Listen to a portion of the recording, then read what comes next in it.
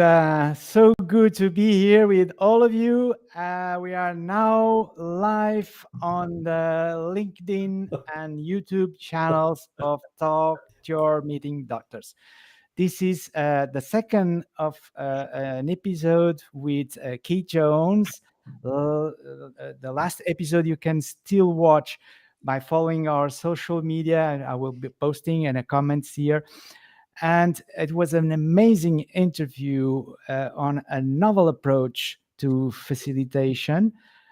Some of you that are following us since the last 3 years, you've been seeing on these shows renowned facilitators from all over the world.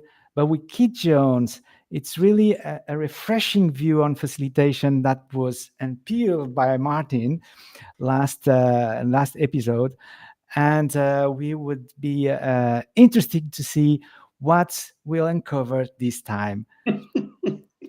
Over to you, Martin, and welcome, Keith. Welcome live again on the show. Yeah, you're very welcome, Paul. It's good to be here. Yeah, lovely to see you again, Keith. You tickled our brains the last day with some provocative and challenging new thinking and new ideas that we hadn't really explored in our previous discussions with participants. One of the key takeaways, which I'd like to explore in a little bit more detail, that I took from our last discussion was this idea of distinguishing between the individual and the organization, and if there is any actual distinction, because part of our conversation ventured into the area that, well, actually, maybe there isn't that much difference between the two. In the context of transformative facilitation, I think, again, we touched on a couple of key ideas. The idea of who the facilitator might be, and whether that person is internal to the organization or external. In that context, we can equally think or talk in terms of the organization itself and the transformative impact of facilitation. What are some of the key ingredients that might be necessary? And, things that we talked about, key things we talked about the last day: permission, the contract of understanding in setting up a facilitative process. So assuming all of those preambles are already in place with an organization, a couple of things that I thought could be beneficial to explore today as an extension of our previous conversation is this idea of internal facilitation versus external, and the individual as distinct from the organization. Where are the boundaries, and where does one become the other? Not sure if you have any particular thoughts. You know our form here, Keith. We don't do a script. We don't have preparations. We haven't met since our last conversation. So just with that intro, any immediate thoughts coming to mind? I do, actually. I think it's a really compelling question, actually, Martin, from a range of perspectives. I think, firstly, from the individual and the organization. So let me go through that particular doorway and see where it leads. I think one of the points that we ended the last time, and although we didn't go into it in a great deal of detail, is the element of the contract. Why the contract is so critical to the practice, I think, of any facilitation, whatever label you want to put on it. But I think more particularly with some of the ideas that surround transformative facilitation is as much to do with what I would call as presencing. It's to do with how the facilitator shows up in the space of facilitation, bringing all of their faculties, their history, their values, their ethics, their biases, for and against. Everything becomes part of that field of inquiry. And I think from the individual perspective, first of all, that would go to the heart of the relational context of learning. One of the expansions or extensions of traditional facilitation, which is where I kind of come in over the past 25, 30 years, is that the process of learning itself, what I've come to is that it is fundamentally relational.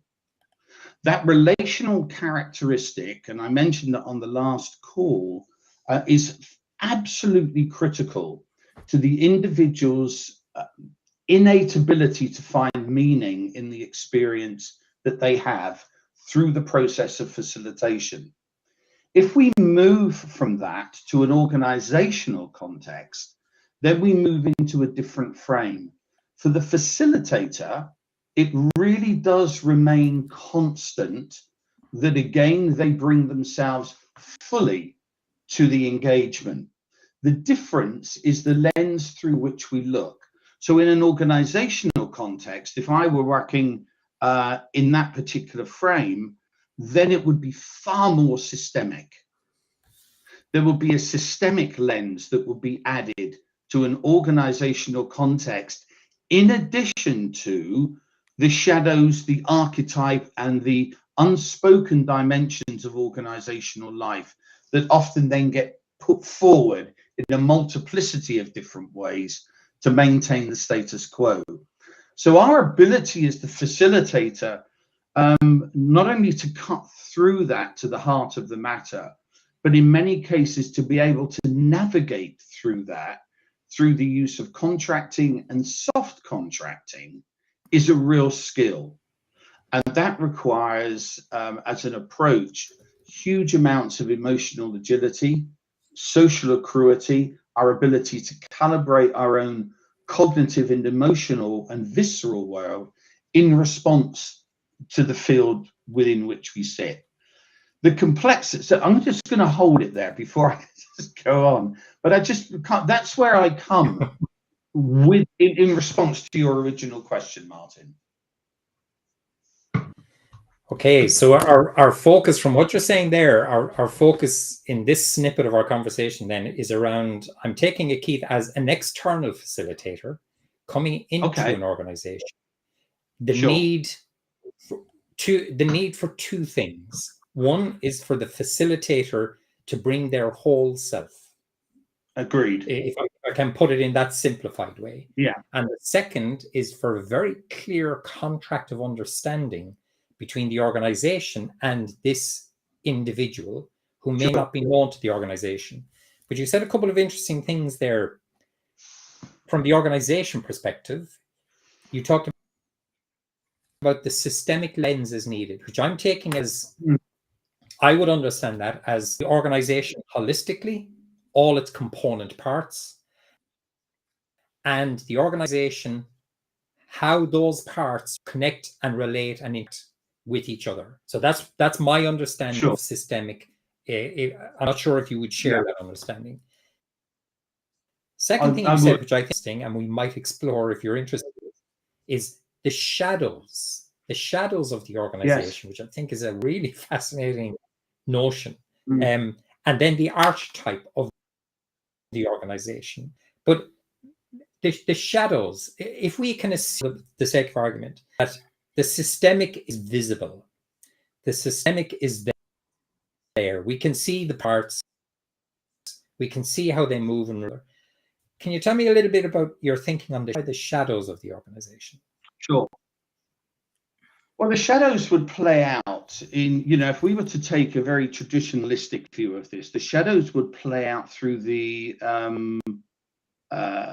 transference, countertransference phenomena.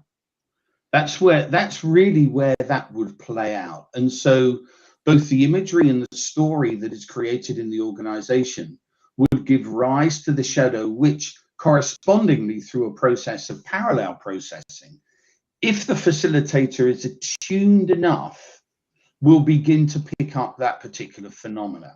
Now, that's a traditionalistic view. If we were to move the lens to a humanistic view, then we would look at their interruptions to contact. So what I would mean by that is just the amount of energy that is in displacement, in projection, in introjection, those areas of phenomena that remain untouched. Let me give you an example. This tends to show up in the pinnacle of working with exec teams themselves. So that in that process of facilitating an executive team, all right, it's a classic for this. Now, this is extreme. All right, Martin, just go with me on this one. This is an extreme case. All right. All right. This is an extreme case where I was asked to facilitate a group of people. I may have mentioned it before, but for the sake of this, I want to do it because it illustrates it brilliantly. I was asked to facilitate a team in Cairo. The team consisted of 35 people, and a number of questions that were being asked as part of this process of re-engineering their cultural vision. It was a classic piece of OD intervention.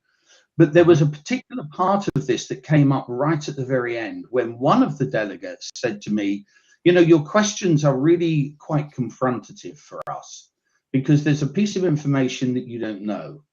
We're all related. Right, now, all right. There's a group of 35 people, all of whom are related at differing layers of the organization. What transpired that was never shared with me is that right at the top, you had these two elderly patriarchal individuals who founded brothers.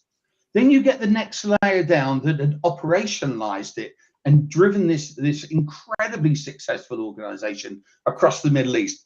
Then the next layer down, who were all in the room, were those who had been educated generally outside of Egypt, either London Business School, London School of Economics, Yale, Harvard, MIT.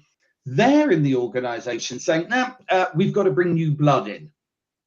Now, the reason why I say this, and additionally, they all lived in the same building. The brothers had bought 2 hotels in Cairo and joined them together. The whole of this family lived in these 2 hotels. Now, what that presented was a series of archetypal shadows that drove this organization that weren't just based in the here and now technical expertise or role definition, but were based in the history of this family over 3 generations. That was just remarkable. And so the interventions that, you know, one would normally carry out carried significantly more weight.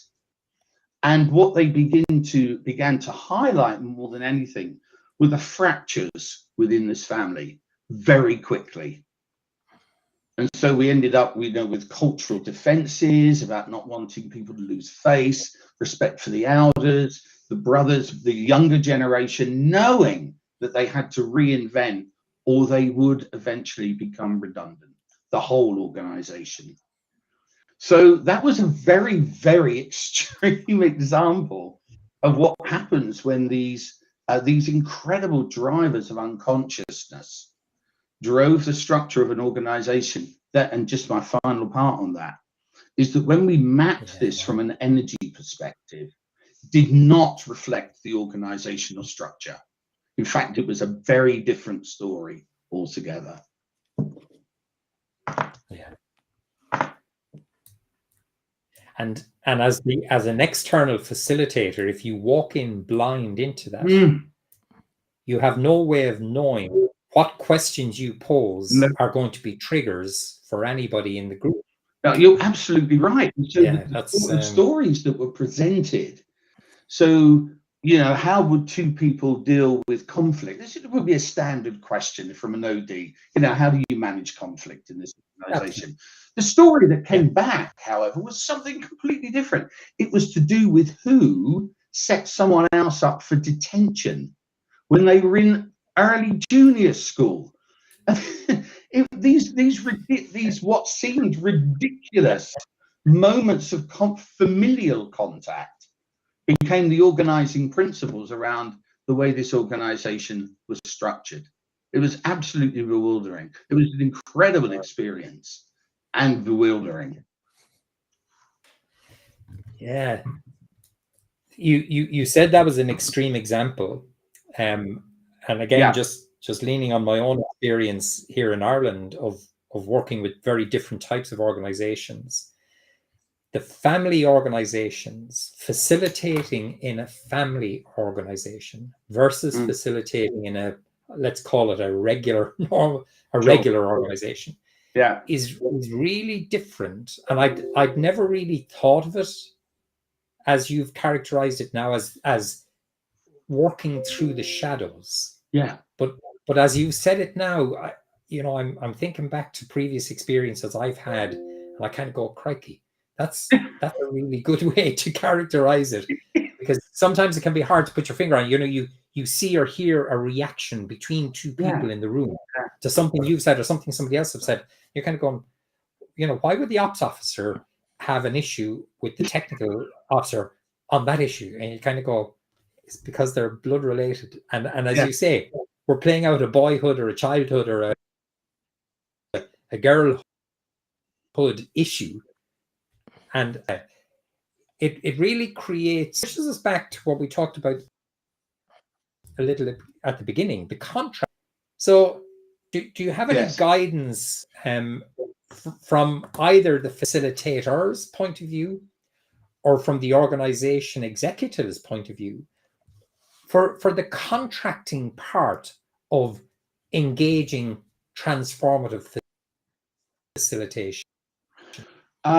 Yes, I do. And so I'll start with the first word that I have in response to your question, and that's to do with the maturity of the relationship. If I'm working, as often I have a number of clients who we know each other very well, they know in terms of stylistically some of the things that are possible. So we have a mature enough relationship for them to recognize that there is a particular opportunity in the facilitation work that I do with them to take these particular positions, the transformative position. But that is only done with clear awareness from the individuals. It has to go to the contract. And that contract is reinforced and modified as we go through the work itself, through the ideas. And Paul will be familiar with this as he sat on my Fiverr, but the issue of soft contracting, that's where it becomes really critical. The skill of the facilitator to navigate and calibrate the conversation based on the verticality of the inquiry and the surfacing and integration of the emotional world with the cognitive world, with the visceral world of the delegate, and what those lenses and pathways begin to open up in terms of awareness and learning, which then comes at a much deeper level. Now, I would not go there without a contract. So I might say to you, Martin, you've raised some really, really interesting points, but one of the things that I became aware of as you were talking was this facial expression, whatever that may be. Now, I'm curious about that, and I'm curious if you would like to explore the relationship between that expression and what you were saying in a little more detail. Now, I would wait for the space for the individual to cogitate, because I would be taking them to a place that would be completely unknown. And that calibration, I would suggest, is on the part of the facilitator, is about the protection that we provide in the sensitivity of these levels of inquiry, and that they are open in a multitude of different ways, both for the individual and on the group basis as well. So those things are possible. So that's the key part. It's a long-winded answer to your question, but it is about the contract, and it's the part, I think, of this particular approach that I remain really wedded to, is the ethics of the contract of what we do here, and when we do it. Yeah, well, there were two questions immediately springing to mind. What does the contract look like, and when is the contract put in place? Because the two examples that you gave us in that context, you said that the contract can be modified on the fly as we're going. Might introduce new elements or drop older elements, and by inference to mean that contracting, so form of contract and when the contracting takes place. What would you have to say on those? I would say, well, there are two things. That's why I would term it as a soft contract. So it sits within the context of an ordinary contract, but the whole process of when that is applied and how that's used is based on the relational dynamic between the facilitator, the individual and their own process. Because as soon as you step into that dynamic, you have to be prepared to deal with whatever happens. And that is really, really important, so that the competency of the facilitator is critical in those spaces, because that's really where our tool of social and emotional agility comes to play in a very forcible and very clear way. But that I don't know if that prompts me answers your question. It does actually, but it prompts me to ask a follow-up, because you've only spoken about it from the facilitator's perspective, but what you're saying from the facilitator's perspective is also highly dependent on the level of awareness on the part of the participants in what the scope is for breadth of areas that need to be taken into account. So again, back to the process of the contracting, how that contracting takes place in advance of engaging the facilitation process. Can you tell us a little bit about how that contracting process takes place? That would take place as a direct result of the initial inquiry with the individual themselves. Right. So let's play it out. So I'm faced with a group of people. An individual decides that what they want to do is explore a piece of leadership behavior, something that we deal with on a day-by-day basis. So I will then begin to have an inquiry with that individual, and I may ask a series of questions that will test out the degree to which the individual has insight into their own process. Is it purely cognitive? Is it reported because somebody else said so? Has it come through a 360 in that particular way?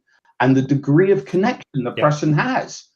And so as we begin to do that, I will literally just very, very gently test to see whether or not they have the capacity in that moment for reflection into their own process.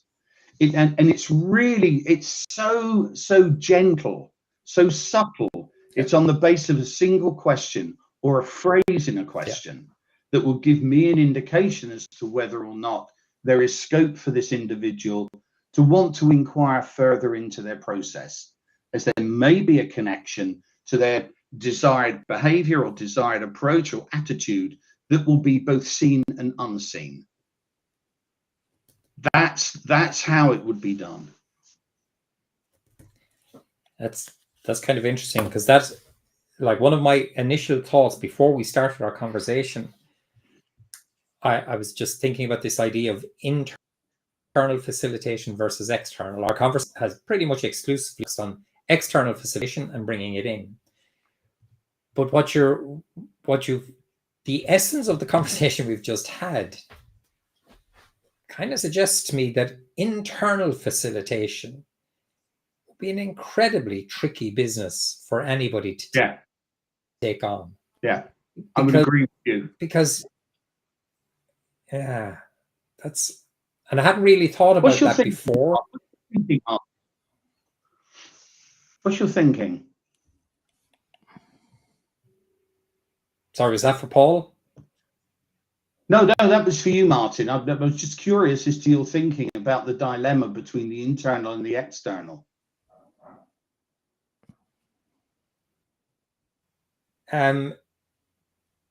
All of the points that you talked about there, the relationship maturity, the ability to have perspective, the levels of self-awareness.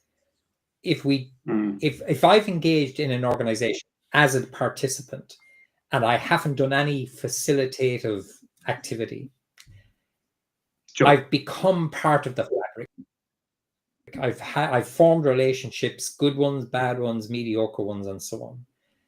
And then if I started to assume any sort of a facilitative role, a whole lot of that history could become baggage to the process of facilitation. Yeah.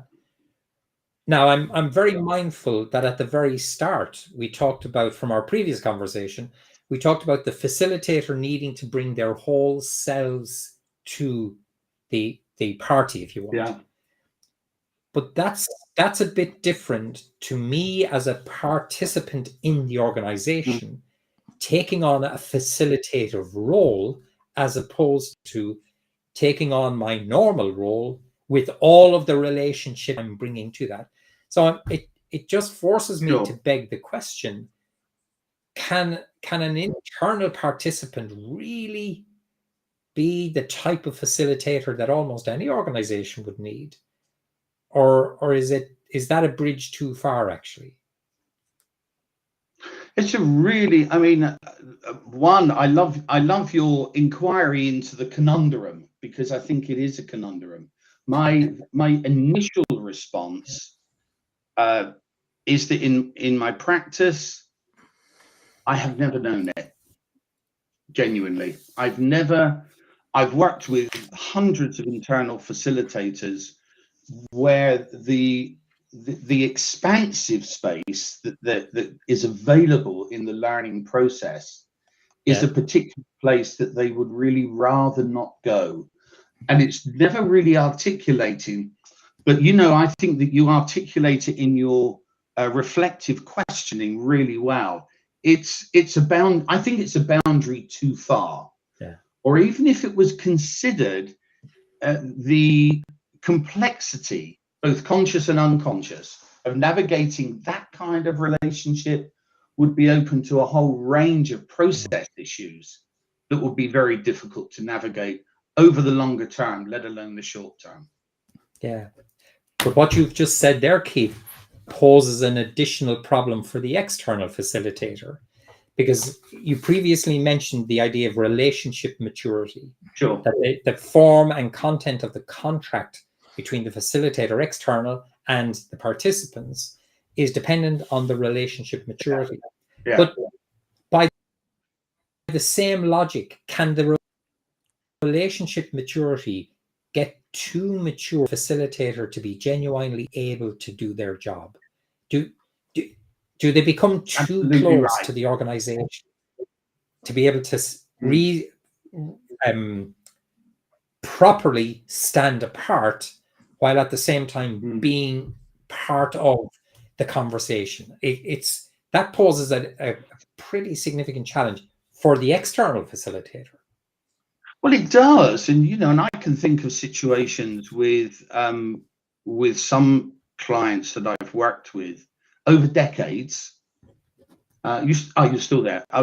Sorry, the pictures keep moving around the screen. Over decades, where there's one thing about having a consultant that they relate to, that they know well, that would slot into this overused phrase of trusted advisor. All right. Yeah. But what goes along with that is that I know a lot of skeletons in cupboards.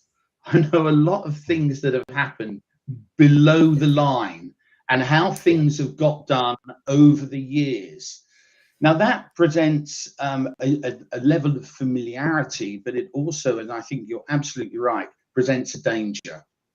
It presents a danger for the facilitator, for the corruption of the process itself. And I don't mean that necessarily in a strongly negative way, but it does mean that if we were to take a strategically neutral perspective from a facilitative standpoint, it becomes very difficult in that kind of relationship through that level of maturity. So that does beg the question about how then we quantify or codify these levels of maturity in the relationship whilst maintaining the necessary boundaries for the facilitator themselves. So it's a really, really intriguing point that you raise, I think, on that context. It's a challenging one, and it's only now as we're discussing it, I'm reflecting on an experience I had myself where I had an office within an organization. I with that organization, but I worked with 14 other organizations as an umbrella facilitative team. Okay. And so I got very close with the executive team of the organization where I had my office. And at one stage, the chief exec asked me to come in, just wanted to have a chat about a particular circumstance. And they weren't asking me to facilitate anything. They were just asking me for an opinion. And after that, months after that, when I saw how things panned out, I regretted giving my opinion. Because I thought I served my client very badly, and they were my client. They weren't paying me because I was being paid but under the umbrella. But I failed in that instance. I had become too close. And I was being treated like one of her executive team, not overtly. The individual was simply saying, look, Martin, I'd value your opinion. Here's the circumstances. What do you think? And I gave my opinion because we were just having a conversation. But when I saw how things transpired, I thought, I actually should have stepped back there. I should have been, and I suspect that the external facilitator, if I'm mindful of the example you gave us, the big family, if you were working in that context for a year or 2 years, you get close to some parts of the family, you don't get close to other parts, whether it's the higher end or the lower, the left wing or the right wing. And that must be incredibly challenging for the facilitator to know where's the boundary and when do I call it? When do I serve my client interest before my own self-interest? And I'm sorry, I can't venture an opinion, or I'm sorry, I can't facilitate that conversation that you want to have. Somebody else needs to take that on. Tricky one. I think that's absolutely right. To use another frame of reference, the invitation into games as a consequence of that from an unconscious perspective is profound. And, very often I don't know, Martin, if you experience this, but, when you get some individuals who reach a senior role, leave the company, move on, then they contact you and they say, oh, Martin, can you come in and do X for us? And that's another situation where somebody gets caught up in the drama of something. Paul will recognize, the observed drama is not the experience. They get caught up in the dramatic nature of transformative facilitation. And then comes the hook. The hook is, can you do what you did for this group here? And then it gets the caveat. Because somebody has said they need more challenge. Now, that is just a recipe for disaster in terms of this kind of facilitation that picks that up is naive and I think unethical in some respects. But it's the kind of thing that we face at our level of experience all the time. Absolutely. Mindful of time, Martin. It's a challenge. We could be for hours. I wouldn't dare to replace you on summarizing. You're going to do a wonderful summary. But my key takeaway is really the soft contracting. I'm fascinating subject on soft contracting. But I'm sure, Martin, you're going to do a wonderful review of what discussed today. And perhaps Keith would like to say some final words before we cut off the episode for today. We've exclusively focused on the concept of facilitation. We haven't gotten into meetings. That's maybe for another day. We've talked about distinguishing between external and internal facilitation. If we look at external facilitators, a lot of our focus brought us into the idea of contracting. And Paul, I 100% agree. For me, it's a fascinating topic and possibly as I reflect back on my own facilitation career, maybe didn't pay as much attention as I possibly could or should have to the contracting. Subconsciously, we do it because it's part of the relationship building. And Keith, you talked about relationship maturity as a fundamental part of that contracting, because that relationship maturity is going to determine the form of the contract, whether it's written or verbal or combination. It's going to determine the scope of the contract, whether it's very narrowly focused on a single event, single meeting, or is it focused on a process. But then to bridge us back to the very last comments that we just made there, this whole notion of the organization having an ongoing longer-term relationship with a facilitator, and the potential then for the facilitator to lose that sense of independence. And the final gotcha is when somebody leaves that organization and calls you the facilitator and says, oh, you know, Keith, Paul, or Martin, you did something really excellent for us 3 years ago in organization X. Can you come and do the same in organization Y? And the gotcha for the facilitator is tread really, really, really carefully, because it's not the same organization, same person, but not the same organization. And the process, therefore, the contracting process, therefore, would have to all over again, because the separation, which is the opening idea that we had, the separation between the individual and organization, it's not clear enough, it's not distinct enough. When does one end and when does the other begin? Which in itself is a really interesting topic for further conversation. Oh yes, definitely. And let's ask our viewers, if you put more comments here on this episode, we'll save time for going deeper on contracting, if Martin and Keith agree, because I find it such a fascinating subject. And it's so important for the art of facilitation, right? That if Keith is willing and Martin to co-host another conversation on deeper, and obviously if our viewers ask us kindly on comments, we'll do that. How about this? Absolutely, I would be delighted. And Martin, you have opened the door to the phenomena of seduction, because that is a key swing in terms of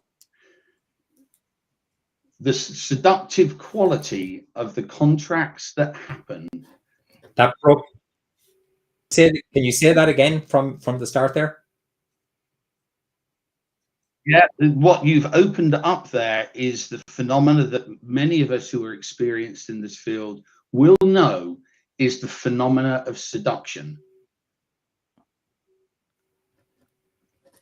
Yeah. And that is a really fascinating one to navigate. That's absolutely. But we'll have to save time for further episodes. I mean, let's do that. Contracting seduction. It could be a nice subject for an upcoming episode. Dear friends, thank you so much for watching us. Thank you so much for your comments, for your likes. We are delighted to have these spaces of dialogue here, these conversations, for your benefit, as I hope you get better facilitators, better leaders, better managers after, as I normally do after these conversations. I learned so much. Thank you so much, Martin, for co-hosting with me. Thank you so much, Keith, for joining us. And again, very welcome. Today.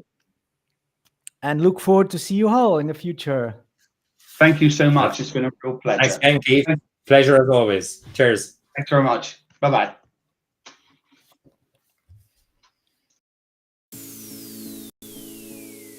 My name is Paul Nunes-Dier. I'm a certified professional facilitator from the IAF, which stands for International Association of Facilitators. Since 2018, I've started a book series on architecting collaboration, and my latest book, in co-authorship with Martin Duffy and other renowned digital facilitators and guest co-authors, is titled Beyond Virtual Meetings. It's all about the importance of the digital tools that can extend and augment the power of you as a facilitator and a meeting host in virtual online meetings, but also on the hybrid meetings that are going to be so much needed in this post-pandemic era.